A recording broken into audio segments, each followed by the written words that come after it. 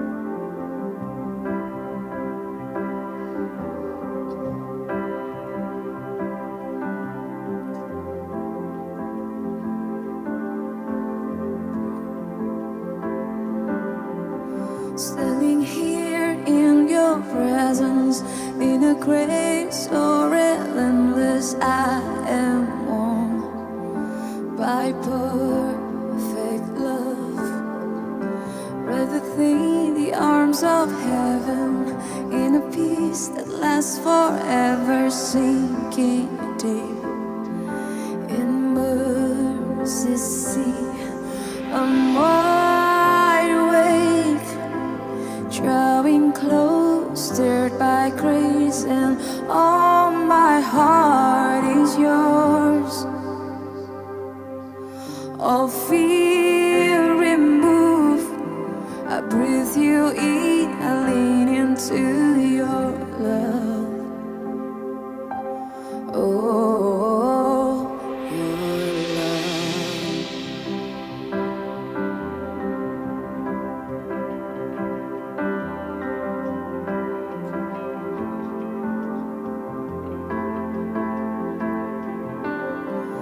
When I'm lost, you pursue me. Lift my head to see your glory, Lord of all. So beautiful. Here in you I find shelter, captivated by the splendor of your face, my secret place. I'm wide awake, drawing close, stirred by grace, and all my heart is yours. All fear remove, I breathe you in, I lean into your love. Oh, your love.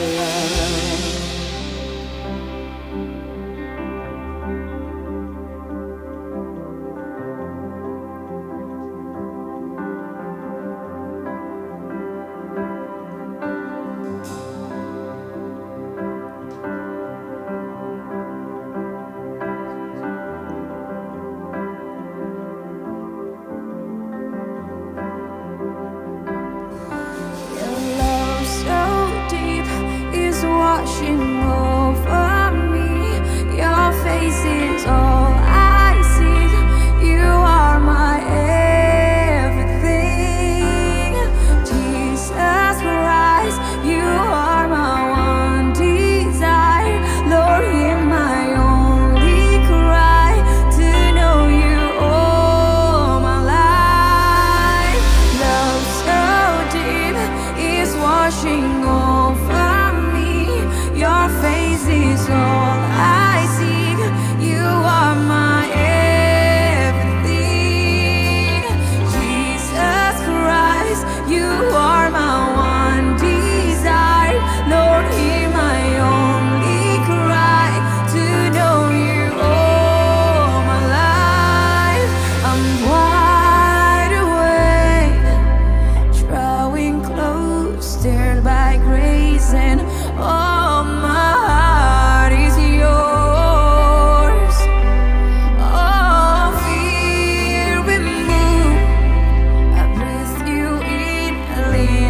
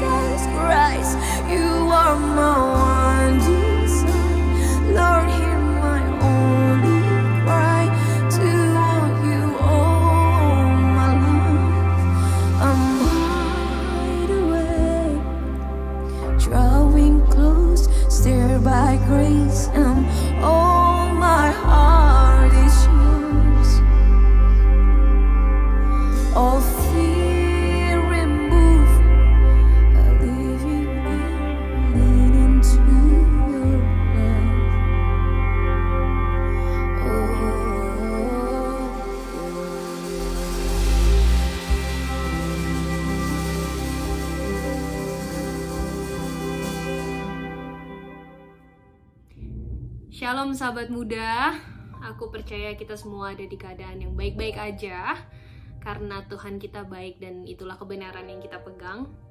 Dan aku hari ini pengen ngajak kita untuk sama-sama merenungkan tentang apa yang menjadi tema di Muda bulan ini, yaitu You are worth fighting for. Kamu layak diperjuangkan. Kita semua layak diperjuangkan, setiap dari kita tanpa terkecuali. Nah, satu hal yang pertama yang aku pengen bagiin adalah gimana kita bisa benar-benar masuk ke dalam perspektifnya Tuhan. Kadang kita ngerasa, okay, I'm worth fighting for, but do I actually accept this truth? Atau ini tuh cuman selewat aja gitu? Apakah aku benar-benar percaya kalau aku tuh layak diperjuangkan? Atau ini benar-benar cuman kayak, oh, that's what they say gitu. Dan aku pengen aja kita sama-sama ngerenungin satu kisah dari Lukas 15. Nah, Lukas 15 ini terdiri dari 3 perumpamaan. Temanya sama, tentang kehilangan. Mungkin teman-teman bisa baca nanti pas waktunya di waktu masing-masing, teman-teman bisa baca sendiri-sendiri. Dan di Lukas 15 itu berbicara tentang 3 perumpamaan, yaitu yang pertama perumpamaan tentang domba yang hilang.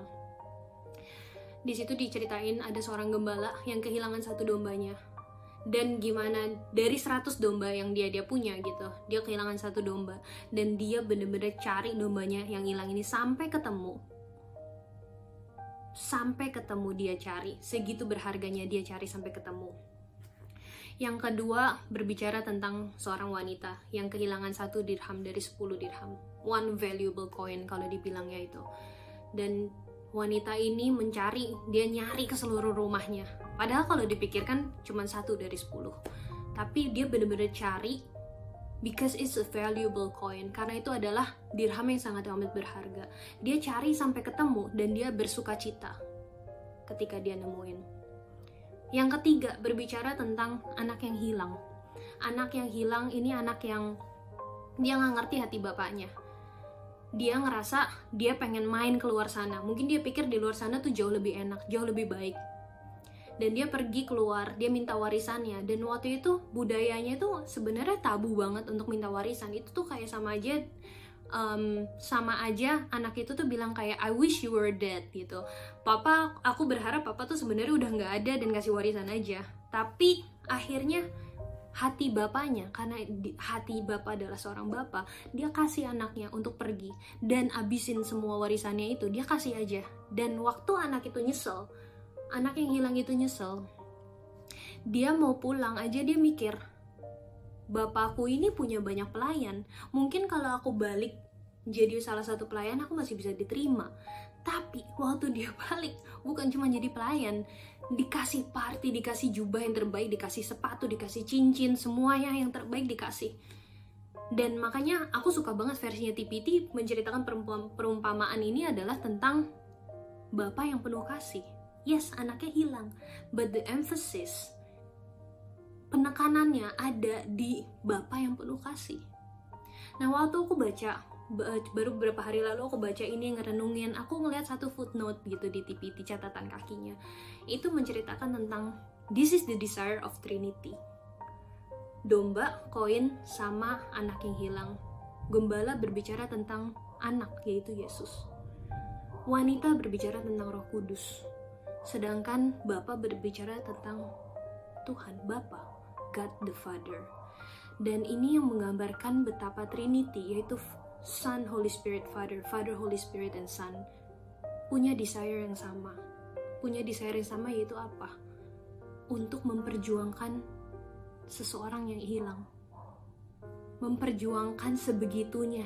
1 domba dari 100. Cuman 1 tapi diperjuangkan. Bukan artinya yang 99 gak penting, cuman dia tahu yang 99 ini ada. Tapi begitu berharganya 1. Kalau kita mungkin mikirnya kayak, ya udah kalau kita hilang 1, yang penting gue nge-keep aja 99-nya ini. Tapi dia punya hati untuk cari 1 yang hilang karena segitu berharganya. Yang kedua, koin. Buat kita juga mungkin sama. Kalau kita punya uang 1 dari 10, 1/10 hilang, mungkin buat kita kayak, oh ya udahlah relain aja. Tapi enggak, wanita ini tuh sampai ngebongkar seluruh rumahnya untuk cari 1 yang hilang. Dan untuk si bapak ini, seorang ayah yang penuh kasih, ketika dia ditinggalin sama anaknya, dia tunggu. Dan ketika anaknya pulang, dia tuh bergembira, bersuka cita. Dan ada tiga hal di setiap perumpamaan ini, ayat penutupnya tuh sama. Dia cuman bilang, aku berkata kepadamu di ayat 7, demikian juga akan ada sukacita di surga karena satu orang berdosa yang bertobat, lebih daripada sukacita karena 99 orang benar yang tidak memerlukan pertobatan.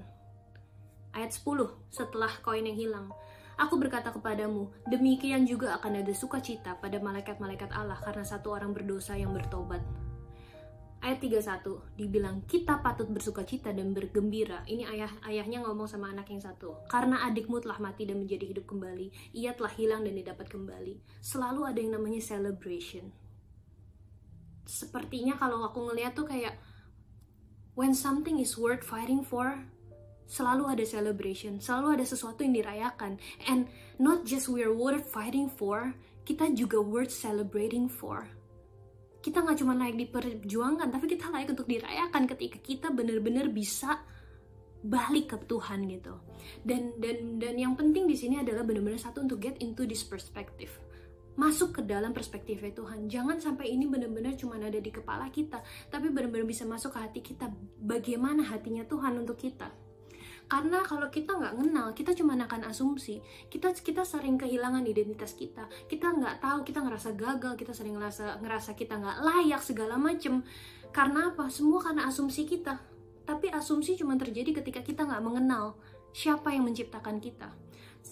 Satu ayat di Efesus 2 ayat 10. Efesus 2 ini berbicara tentang semua itu karena kasih karunia. Nah, ayat 10-nya aku suka banget. Ini mungkin banyak banget jadi ayat favorit semua orang, tapi dibilang karena kita ini buatan Allah, diciptakan dalam Kristus Yesus untuk melakukan pekerjaan baik yang dipersiapkan Allah sebelumnya. Ia mau supaya kita hidup di dalamnya. Terkadang kita cuma mikirin pekerjaan baiknya. Karena apa? Gak salah sih. We want to do the best gitu. Kita manusia diciptakan udah kodratnya kita pengen kita tuh kayak harus perform to get something. Kita harus belajar keras untuk dapet nilai yang bagus. Kita harus belajar untuk kita harus jadi pintar untuk bisa dapet kerjaan yang bagus. Semuanya itu usaha. Dan memang kita memang udah terbentuk kayak gitu. Makanya perlu untuk kita balik ke dalam perspektifnya Tuhan.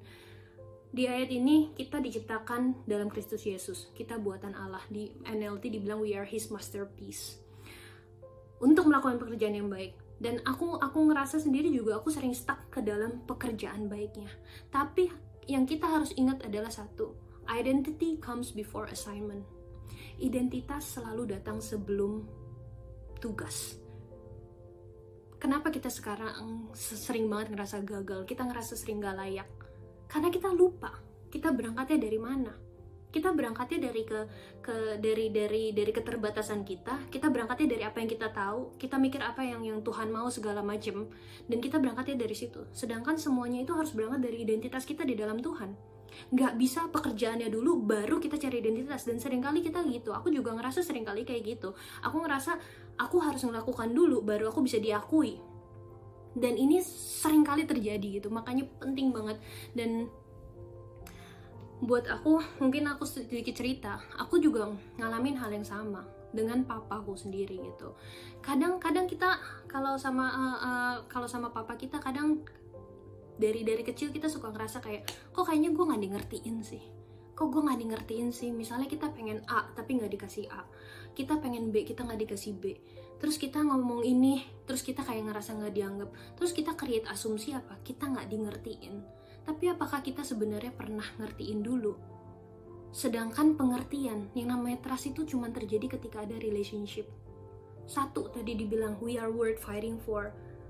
Waktu aku ngerasa aku jauh dari papaku. Bukan karena papaku orangnya gimana, cuman menurut aku karena ya jarang komunikasi. Yang namanya orang tua kan sibuk. Orang tua sibuk, kita juga, dulu aku kan kecil sekolah dan aku sempat merantau selama 7 tahun. Dan waktu aku ngerasa, aku balik ke Indo dan aku ngerasa aku bentrok terus sama papa. aku tuh selalu ngerasa papa nggak ngerti, papa ngertinya gue tuh nggak cocok. Tapi waktu itu kayak dalam satu momen aku ngerasa kayak di dalam hati aku cuma dibilang gini, seorang bapak tidak akan pernah bisa berfungsi kalau anak nggak jadi anak. Dan aku bener-bener ngerenungin hal itu tuh cukup lama. Dan akhirnya aku ngerti yang namanya bokap gue nggak bisa berfungsi kalau guanya nggak posisiin diri jadi anak. Kalau gue posisinya cuman jadi kayak anak yatim, kayaknya bokap gue nggak ngertiin gue, bokap gue bener-bener nggak ngertiin gue. Nah sama kita sama Tuhan. Kalau kita nggak ngambil posisi kita sebagai anak, kalau kita nggak ngambil posisi kita sebagai orang yang sudah diperjuangkan, kita nggak akan pernah ngerti. Kita nggak akan pernah ngerti hatinya. Dan ini penting banget. Jadi ketika kita tahu we are worth fighting for, dan kita juga bisa bukan ngasih sih, kita akan meresponi dan kita akan melihat kalau this relationship is worth fighting for. Relationship buat aku ya kita dengan Bapa, sama dengan kayak buat aku tadi kayak aku dengan papaku sendiri. Dan buat aku banyak belajar tentang father and son relationship ini dari papaku sendiri. Benar-benar ketika aku gagal untuk mencari hatinya papaku, di situ aku gagal melihat kalau selama ini aku tuh sebegitu dikasihinya. Dan selama ini papaku tuh memperjuangkan banyak hal buat aku, tapi aku gagal melihat itu ketika aku sendiri nggak memperjuangkan relationship-nya. So buat aku benar-benar penting. Dan ini bukan satu hal yang sekali terus udah gitu selesai, but this is a journey. Gimana relationship itu benar-benar dua arah. It takes two to tango. Relationship butuh dua pihak untuk sama-sama berjuang. Kita nggak bisa cuman mikir kayak oh I'm worth fighting for and then we leave it there. Bener-bener kayak udah gitu aja. Tapi enggak. Comes next partnya kita untuk tahu ini nih relationship gue sama Tuhan, ini yang worth fighting for. What He says is worth fighting for. Karena apa? Segala sesuatu yang kita lakukan itu harus berangkat dari identitas kita. Harus berangkat dari kita mengetahui kita ini ciptaan Allah. Ini diciptakan menurut gambar Dia untuk melakukan pekerjaan baik yang Dia sudah persiapkan sebelumnya. Dan dulu aku pikir segala sesuatunya sama Tuhan itu supaya nggak gagal itu adalah dengan cara gini, gue harus nurut. Yes, kita harus nurut, harus. Tapi kayak buat aku tuh kayak mungkin Tuhan akan kasih ABC 1, 2, 3 step kemana aku harus pergi. Tapi ternyata dalam relationship itu nggak kayak gitu. Tapi Tuhan kasih kita free will. Kenapa? Tuhan pengen juga trust sama kita. Dulu aku pikir kayak trust itu cuma part aku ke Tuhan, tapi justru sebenarnya it's both ways. The trust goes both ways. Tuhan mau juga bisa percaya sama kita dengan cara apa? Kita ngerti dulu hatinya. Pertama, kita harus tahu we are worth fighting for. Kedua, kita harus tahu that He is worth fighting for as well. Itu bagian kita untuk memposisikan diri masuk ke dalam keluarganya. Kita sudah dipanggil menjadi anak. Tapi kalau kita keluar terus, kita nggak pernah pulang, ya Bapak juga gak akan pernah bisa berfungsi. Jadi buat aku penting banget untuk kita bener-bener tahu, selalu tahu hal ini, selalu sadar. Satu, kita sadar dari kita ini orang-orang yang layak diperjuangkan. Kedua, jangan stay di situ. Masuk ke dalam rencananya Dia dengan cara apa? Bagian kita adalah perjuangkan caranya gimana? Cari kebenaran, cari Dia terus, cari hatinya. Yang Tuhan mau tuh untuk hatinya kita align sama Dia. Karena yang aku pelajarin dari papaku juga, ketika hati aku align, di situ aku ngerasa kita bisa jalan bareng. Kalau dulu aku ngerasa semuanya aku kayaknya beban, kayaknya aku salah.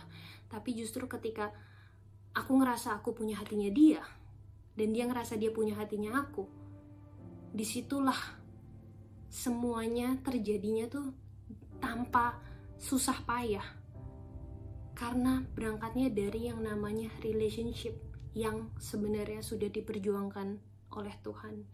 So, I hope kita semua benar-benar bisa sama-sama untuk ingat lagi kebenaran ini, kalau we are worth fighting for. Dan jangan lupa, kita juga harus ambil bagian untuk bener-bener grab. Jangan cuman biarin ini jadi kata-kata keren, jangan cuman biarin ini jadi quote yang kita pasang, tapi bener-bener jadiin ini satu kebenaran yang kita hidupi di setiap saat. Jangan pernah berhenti untuk sadar bahwa Tuhan itu benar-benar udah memperjuangkan kita dan butuh untuk kita juga masuk ke dalam relationship bersama Dia. God bless you all.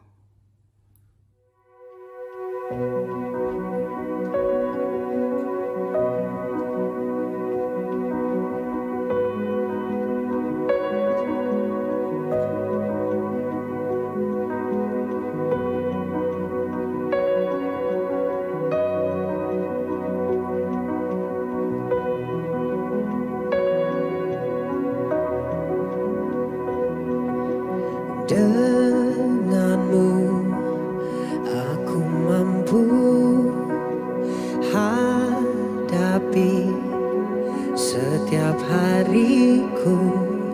Kau ada di setiap langkahku.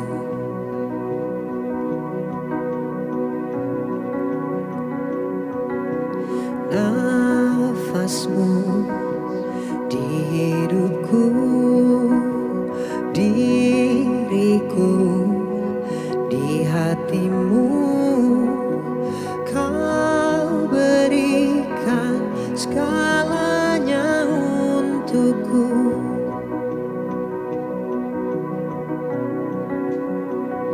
Semua yang ku punya itu milikmu. Semua yang ku bisa itu karenamu.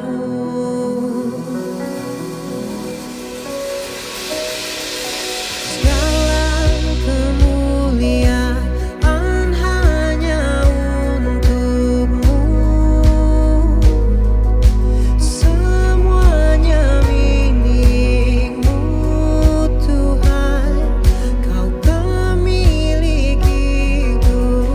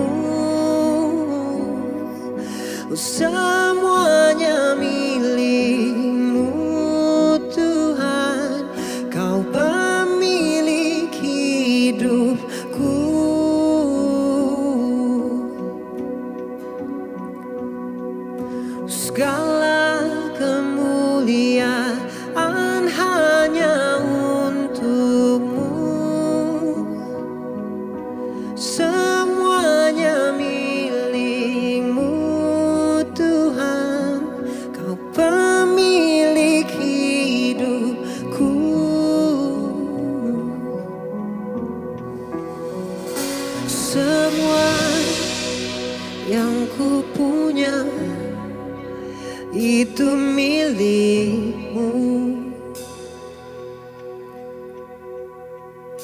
Semua yang ku bisa itu karenamu.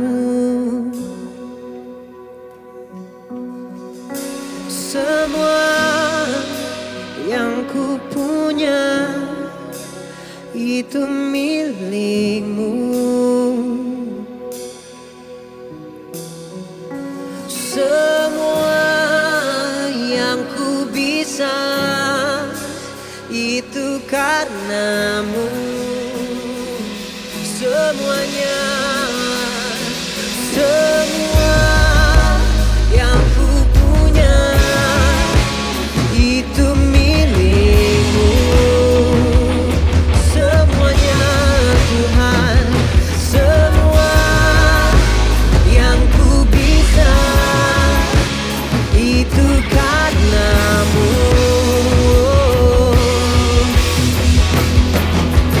Semua yang ku punya itu milikmu.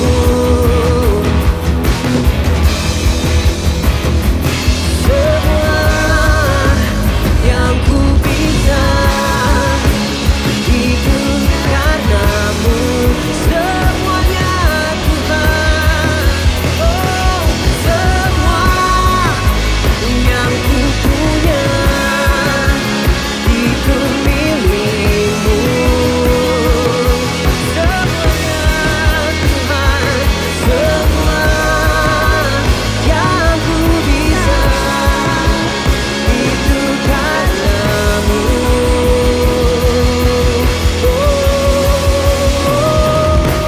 Segala kemuliaan hanya untukmu. Semuanya milikmu Tuhan, Kau pemilik hidupku.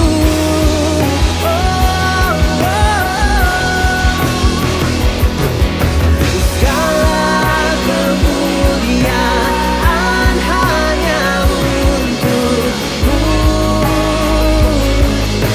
Semuanya milikmu Tuhan, Kau pemilik hidupku.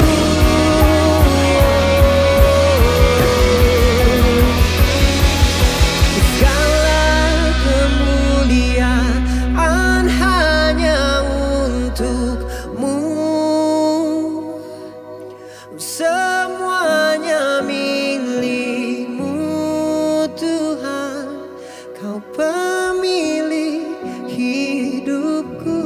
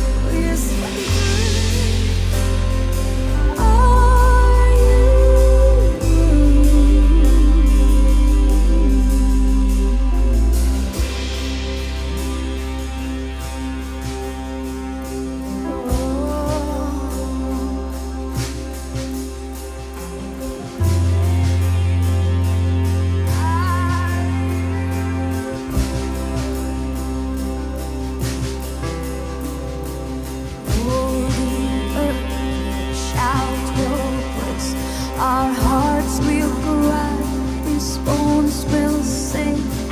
Great are you, Lord.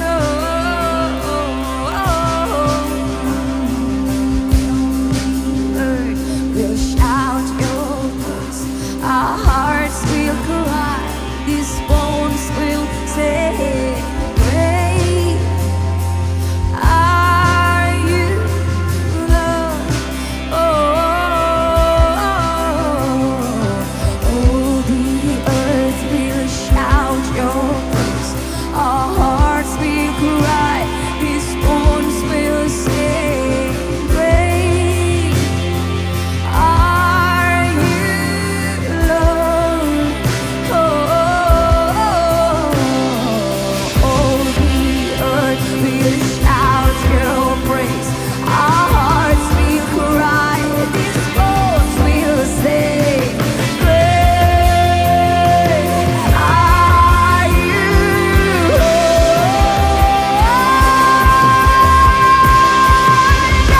The earth will shout your praise. Our hearts will cry. These bones will sing.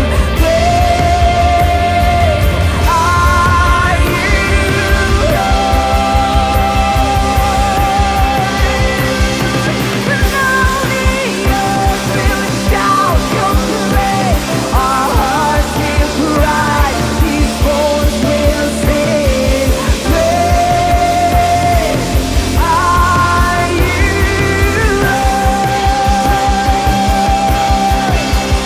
it's your breath in our lungs, so we pour out a praise. We pour out a praise. It's your breath in our lungs, so we pour out a praise. We pour out a praise. It's your breath in our lungs, so we pour out a praise.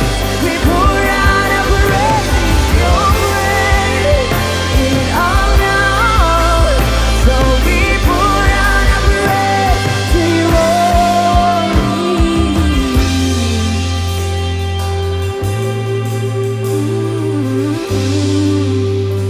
To you only.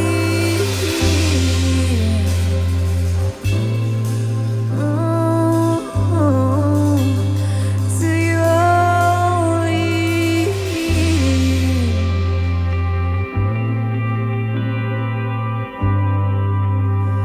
To you only.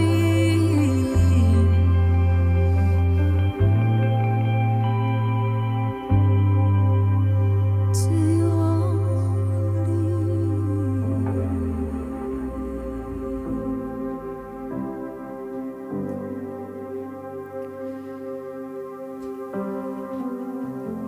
Bapa, kami mengucap syukur Tuhan. Kami bersyukur untuk setiap kebaikan-Nya Tuhan di hidup kami Tuhan.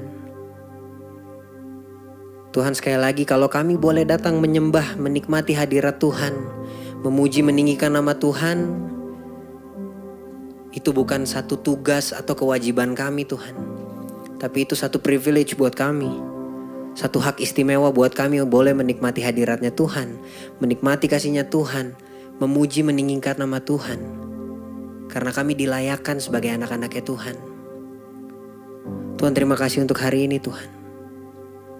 Kalau memang sesi worship kami sudah selesai malam hari ini, tapi kami mau berdoa biar hati kami terus menyembah Engkau. Kehidupan kami jadi penyembahan yang sejati buat Engkau Tuhan. Tuhan, ajar kami untuk punya kerinduan, untuk punya gairah, untuk terus punya hubungan sama Tuhan. Karena dari kehidupan kami Tuhan, dari kehidupan kami yang punya hubungan intim sama Tuhan, kami boleh punya pengharapan. Kami boleh melihat bahwa banyak orang akan melihat Kristus melalui kehidupan kami Tuhan. So ini kami Tuhan, bukan lagi kami yang hidup tetapi Kristus yang ada di dalam kami. Biar semua yang keluar dari mulut kami, apa yang kami perbuat, semuanya hanya untuk kemuliaan nama Tuhan. Datanglah kerajaan-Mu, jadilah kehendak-Mu Tuhan, atas setiap kami, atas keluarga kami, atas kota dan bangsa kami, persis seperti di surga. Dan hanya di dalam satu nama Tuhan Yesus Kristus, nama yang paling indah, nama yang paling manis, kami berdoa dan mengucap syukur. Haleluya. Amin.